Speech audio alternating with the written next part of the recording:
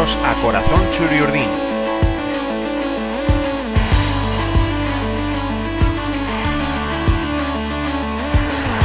El podcast en el que escucharéis historias sobre la historia de la Real Sociedad.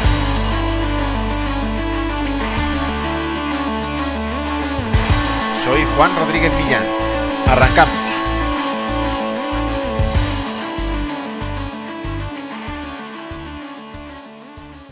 John Toshack regresó a la Real para cumplir su tercera y última etapa en la fase final de la temporada 2000-2001, después del convulso periplo de Javier Clemente y de que Perico Alonso no fuera capaz de reconducir la nave Churiurdin.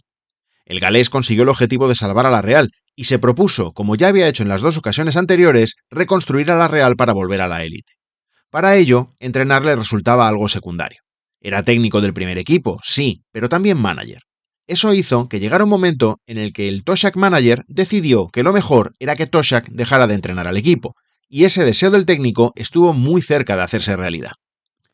Acompañaron los resultados, claro, los malos resultados, y es que la Real comenzó la temporada 2001-2002 con solo 2 puntos en las 7 primeras jornadas, 5 derrotas, entre ellas los derbis en Anoeta ante el Athletic y en Mendizorroza ante el Alavés de las 2 primeras jornadas. Cierto es que después de marcar solo un gol en las 5 primeras jornadas, el equipo recuperó la pólvora y marcó 5 tantos en los siguientes partidos, aunque su fragilidad defensiva dejaba en nada esos aciertos y tanto gol sirvió para sumar solo un punto. Así llegó el partido de Vallecas ante el Rayo en la 8ª jornada del campeonato, y el resultado fue el temido, una nueva derrota por 2-1, por culpa además de 2 clamorosos errores defensivos, el primero dejando rematar de cabeza a Pablo Sanz en el interior del área pequeña sin oposición alguna, y el segundo de Luis Zembranos y de parecida factura, rematando también de cabeza un córner en el segundo palo sin que nadie acertara a despejar el balón u obstaculizar al remate. Toshack estalló, lamentó los errores y abrió un melón sobre su situación en el equipo. Es un tema que venimos tratando desde verano, ya tuvimos conversaciones con unos y con otros, pero al final se tomó la decisión de no hacer nada. Ahora, viendo nuestra situación, este asunto puede acelerarse, dijo el galés en la sala de prensa de Vallecas. Lo cierto es que la posición de la Real era muy complicada. Era colista, había ocupado puesto de descenso desde la segunda jornada. Era el equipo más goleado de primera, segunda y segunda B, y había roto una marca histórica de lo más negativa.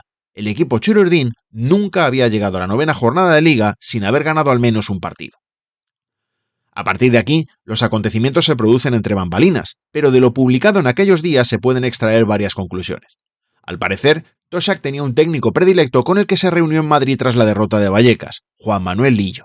El tolosarra, que se dio a conocer en la élite del fútbol español entrenando al Salamanca, había pasado después por Real Oviedo, Club Deportivo Tenerife y Real Zaragoza, donde vivió un paso fulminante y muy poco afortunado. Ahí asomó la oportunidad de la Real, y todo parecía más que hecho para que Lillo relevara a Toshack. Sin embargo, el Consejo de Administración presidido por José Luis Astiazarán, reunido en la jornada del lunes 15 de octubre, decidió paralizar su fichaje. A juicio de la directiva Churiurdin, Toshack seguía siendo el mejor técnico posible para darle la vuelta a la situación. Lillo, que habría dado casi por hecho su fichaje por la Real, incluso viajó a Donostia. Fue mientras se encontraba en carretera, viajando desde Salamanca, cuando al parecer recibió la llamada de la Real para comunicarle que no se incorporaría al club. Lillo en todo caso no cambió sus planes y pasó la noche en suelo donostiarra para reunirse después con Toshack. De lo que hablaron ambos técnicos no se supo más. Lillo perdió ese tren, pero acabó entrenando a la Real, militando en segunda en la fase final de la temporada 2007-2008 y en la 2008-2009. Tan seguro parecía entonces el fichaje de Lillo que hubo bastantes rumores sobre los motivos por los que no fichó. Se habló incluso de que la decisión la tomó el propio Toshack porque supondría un recorte en su sueldo. La Real se sintió obligada a sacar un comunicado para establecer que fueron únicamente consideraciones estrictamente deportivas las que motivaron la adopción de esta decisión, y que esta era consecuencia de la confianza en Toshack y por el convencimiento de que este no es el momento para cambios en la dirección técnica del primer equipo. Antes de que el nombre de Lillo saliera a la palestra, la Real habló al menos con 2 entrenadores más que sonaron para ocupar su banquillo. En esas fechas, el club habló con José Mari Vaquero, quien como Lillo también acabó cogiendo en un momento de necesidad en la temporada 2005-2006 las riendas del equipo, aunque su salida en el curso siguiente fuera mucho más abrupta que la del tolosarra. No se sabe mucho de lo que hablaron entonces con el de Goizueta, solo que no se llegó a un entendimiento para que se convirtiera en relevo de Toshack. Años después, a quien sustituyó fue a Gonzalo Arconada, a quien él mismo había colocado en el cargo siendo director deportivo. El otro nombre no era nuevo, era uno que ya había sonado durante el verano anterior y fue el que más largo recorrido tuvo. Hablamos del esloveno Katanec, quien como Toshack conocía a la Real de haberse enfrentado al equipo Chururdin como jugador, algo que hizo militando en el Stuttgart en la Copa de la UEFA de la temporada 1988-89. Toshack vivió sobre el campo de Atocha el debut de Arconada como portero de la Real, mientras que Katanec estuvo en el último encuentro europeo del mítico portero realista. Más conexión con la Real no podía existir, pero había un escollo importante. Katanec era entonces seleccionador de Eslovenia, y su selección estaba inmersa en la clasificación para el Mundial de 2002. Eso hizo que Katanec, en el verano de 2001, no terminara de decidirse y pidiera tiempo a la Real, y que en octubre de ese mismo año, cuando Toshack barruntaba la opción de marcharse, la situación no hubiera cambiado demasiado. A pesar de que se decía, el deseo del técnico era acabar entrenando a la Real. En aquel momento, Eslovenia había acabado en la segunda posición de su grupo clasificatorio, por detrás de Rusia, logrando una plaza en los playoffs. Su rival para acceder a la Copa del Mundo fue Rumanía. Eslovenia venció en casa por 2-1 y el 14 de noviembre de 2001 se plantó en Rumanía para defender esa renta.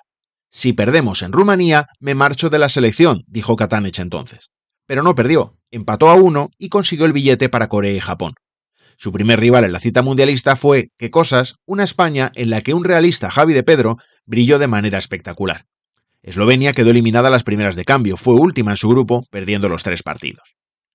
El nombre de Katanec, en todo caso, no desapareció del futuro Chururdin, y su nombre se mantuvo sobre la mesa durante toda la temporada, quizá pensando en tomar el relevo de Toshack al final del curso, tras el Mundial. Todo cambió cuando la Real acabó cesando al galés y dando el mando a Roberto Olave. Cuando este se convirtió en el nuevo director deportivo, confió el banquillo a Reinald Denue. Pero esa es otra historia.